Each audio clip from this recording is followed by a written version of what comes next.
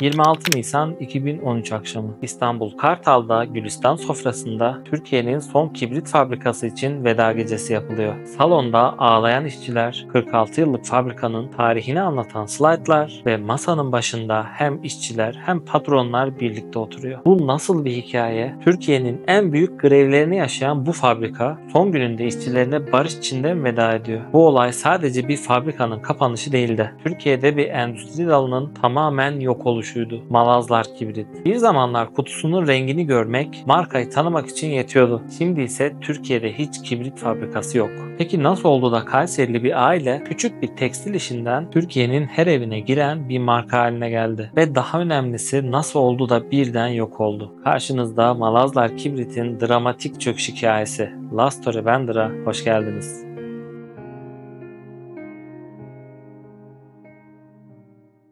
Geçen hafta yayınladığımız Ahlatçı ailesi videosu ile ilgili sorduğumuz soruya takipçilerimizden Eren Oğulcan Maraş doğru cevabı verdi. Şu an izlediğiniz video ile ilgili soracağım soruya doğru cevap veren kişilerin isimlerini haftaya duyuracağım. Lütfen sonuna kadar dikkatli dinleyin. Hadi devam edelim.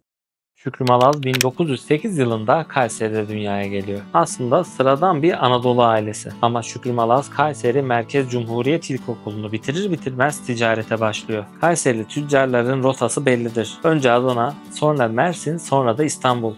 Şükrü Malaz da aynı rotayı izliyor. Önce Adana'ya gidiyor. Sonra 1945'te Mersin'de inşaat malzemeleri satmaya başlıyor. Kısa zamanda bölgenin bir numarası haline geliyor. 1950'lerde kar topu örgü yünlerini üretmeye başlıyor. Tekstil sektörüne giriyor yani. Tesadüf mü? Hayır. Bu adam strateji yapıyor. Kazandığı parayla daha büyük işlerin peşine düşüyor. Ve 1967'de o telefon geliyor. Pendik'te bir kibrit fabrikası satılık. Safina Kibrit. İlginizi çeker mi diye soruyorlar. Şükrü Malaz bir dakika düşünüyor. O dönemde kibrit sektörü devlet tekelinde. Özel sektör yeni yeni açılıyor. Bu fırsat kaçmaz diyor ve harekete geçiyor. 50.251 metrekarelik devasa bir arazi, E5 üzerinde stratejik bir konum ve işte Malazlar Kibrit İmparatorluğu bu şekilde doğuyor. 1970'ler Malazlar Kibrit için tam bir patlama dönemi. O dönem kibrit vazgeçilmezdi. Her evde, her dükkanda ve her fabrikada. Çakmak henüz yaygın değil ve Malazların stratejisi mükemmel. Yak Kibrit ve Türkay gibi alt markalar kuruyorlar. Rengarenk kutular, Türk bayrağından geleneksel desenlere tasarımlar yapıyorlar. O dönem için düşünüldüğünde devrimsel bir pazarlama. İşçi sayısı 300'e çıkıyor. Günde binlerce kutu üretiliyor. Her eve giren bir marka düşünün. Ama bu sadece bir başlangıç. Aile çok daha büyük oyunlar peşinde ve 1970'lerin sonunda bomba bir hamle yapıyorlar.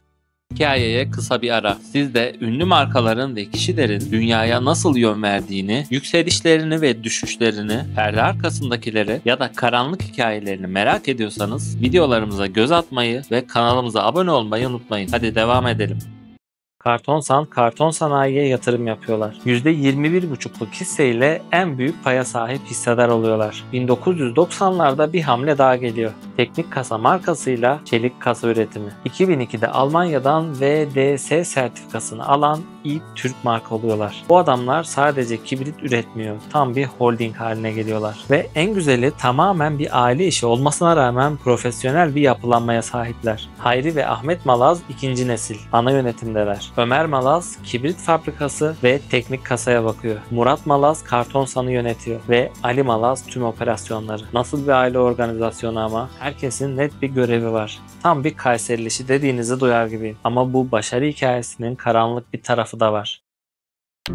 31 Temmuz 1978'de Malazlar Kibrit'te grev başlıyor. 295 işçi, 3 yıllık ağır sözleşmeler, düşük ücretler ve sosyal hakların eksikliği. Patron işçilerin tavrını gülünç ve aşağılayıcı buluyor. Ama bu işçiler haklı. Milliyetçi sendikadan çıkıp petrol işe geçiyorlar. Daha mücadeleci ve daha örgütlü. Grev tamı tamına 7 ay sürüyor. İşçiler fabrikayı terk etmiyor ve direniş çadırları kuruyorlar. Grevi kırmak için gecenin köründe fabrikaya bomba atılıyor ama işçiler işçiler yılmıyor. 300 gün sürse de vazgeçmeyeceğiz diyorlar. Ve sonunda işveren pes ediyor ve toplu sözleşme imzalanıyor. 1990'da bir grev daha meydana geliyor. İşçiler 2 milyon lira ücret istiyor. Patron 450 bin teklif ediyor. Sonuç yine işçilerin zaferi. Malazlar Kibrit Türkiye işçi tarihine altın harflerle yazıldı. 1988'de Şükrü Malaz vefat ediyor. İmparatorluğun kurucusu artık yok. İkinci nesil işleri devralıyor. Ahmet Malaz, Hayri Malaz ve diğer aile üyeleri. Ama işler artık o kadar kolay değil. Türkiye ekonomisi dışa açılıyor. Rekabet sertleşiyor ve teknoloji değişiyor. Aile içinde iki farklı görüş çıkıyor. Muhafazakar kanat, babamızın mirasına sadık kalacağız, kibrit üretmeye devam derken yenilikçi kanat, sektör daraldı, farklı alanlara yatırım yapmalıyız diyor ve ilk alarm zilleri çalmaya başlıyor. 2000 yılında Koç Holding, Kav Kibrit'teki hisselerini yabancılara devrediyor. 2024'te Tekel'in Kelkit Kibrit Fabrikası kapanıyor. 2006'da Kav Kibrit Fabrikası tamamen kapanıyor. Türkiye'de kibrit üreten tek marka olarak Malazlar kalıyor. Bu bir avantaj mı yoksa sonun başlangıcı mı? 2006 yılında Yönetim Kurulu Başkanı Ahmet Malaz şok bir açıklama yapıyor. Son 3 yıldır zarar ediyoruz. Bu gidişte 2-3 yıla kalmaz biz de kapatırız diyor. Ve bu sözler kehanet gibi gerçekleşiyor. Peki en büyük düşman kimdi? Ben bunun cevabını vermeden siz videoyu durdurup yorumlarda yazın.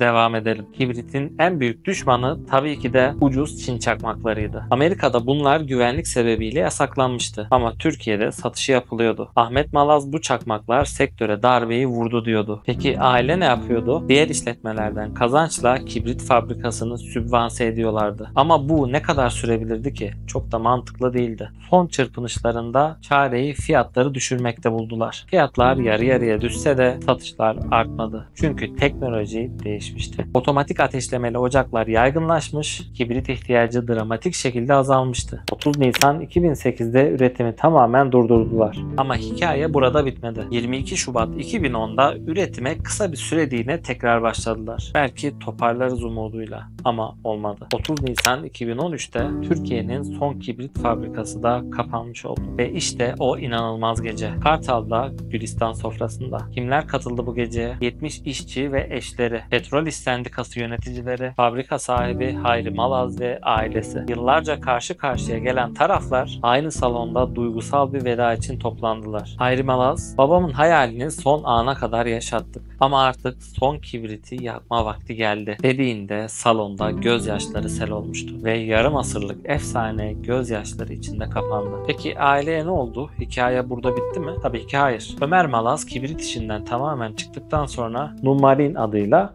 lüks yat üretimi yapmaya başladı. Ama asıl bomba Ali Şükrü Malaz'dan geliyor. Pendik'teki 140 bin metrekarelik fabrika arazisi dolayısıyla İstanbul Büyükşehir Belediyesi ile birbirlerine girdiler. İddia şok edici. Kiptaş arazilerimize çöküyor. Bu konu çok uzun olduğu için fazla girmeyeceğim. Ama özetle 50 yıllık mülklerinden hukuksuz şekilde çıkarıldıkları yönünde. Malazlar kibritin hikayesi bize şunu öğretiyor. Hiçbir imparatorluk sonsuza kadar sürmez. Ama akıllı aileler yeniden doğar. Bir kibrit alevi söner ama başka bir yerde yeniden yanar. Kim bilir belki de ailenin geri kalanını gelecekte bambaşka sektörlerde zirvede göreceğiz. Hikayemiz hoşunuza gittiyse videomuzu beğenmeyi, ufak da olsa bir yorum bırakmayı ve hype puan vermeyi ihmal etmeyin. Merak ettiğiniz hikayeleri yorumlarda yazabilirsiniz. Hoşça kalın.